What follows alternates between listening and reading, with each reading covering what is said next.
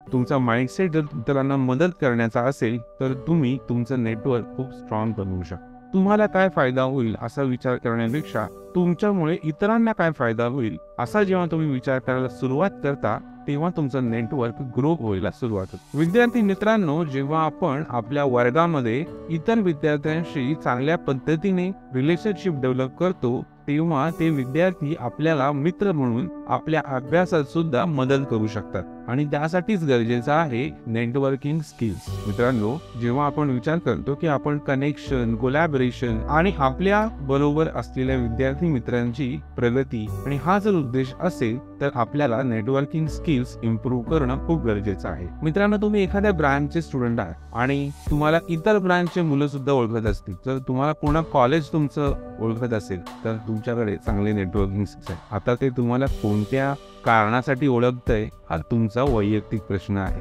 कदाचित तुम्ही तुमच्या कॉलेजसाठी किंवा तुमच्या शाळेसाठी एखादं मेडल जिंकून आले असाल किंवा तुम्ही तुमचे स्किल्स स्पोर्ट्सच्या माध्यमातून इंटर कॉलेज कॉम्पिटिशन्सला जिंकून व्यक्त करू शकत असाल तर तुमचं नेटवर्किंग स्किल सुद्धा यामध्ये नक्की उपयोगी पडतं. ज्या विद्यार्थ्यांना पहिलेच ओळखताय त्यांच्या मित्रमैत्रिणींना तुम्ही कनेक्ट करू शकता जेणेकरून तुमच्या ज्ञानाचा, तुमच्या स्किल्सचा त्यांना फायदा होईल आणि त्यांच्या स्किल्सचा तुम्हाला फायदा होईल. विद्यार्थी दशेमध्ये आपल्याला खूप सारे कॉन्फरन्सेस, वर्कशॉप्सला अटेंड करण्याची संधी मिळते आणि त्यावेळी आपण वेगवेगळ्या इंडस्ट्रियल व्हिजिट्स, एक्सपर्ट लेक्चर्स यांच्या माध्यमातून इतर लोकांशी कनेक्शन डेव्हलप करू शकतो आणि जर यावेळी आपण त्यांच्याशी चांगला संवाद साधला तर आपण त्यांच्यासोबत योग्य कनेक्शन डेव्हलप करू शकतो. मित्रांनो, ऑनलाईनच्या माध्यमातून आता लिंक्डइन वगैरे सारखे डिजिटल टूल्स तुम्हाला वेगवेगळ्या लोकांसोबत कनेक्शन्स डेव्हलप करण्यासाठी नक्की मदत करतात. नेटवर्किंग स्किल्स मध्ये अजून एक महत्त्वाची गोष्ट आहे ती म्हणजे help others to build the trust. ज्या लोकांना तुम्ही तुमच्या नेटवर्कच्या माध्यमातून भेटता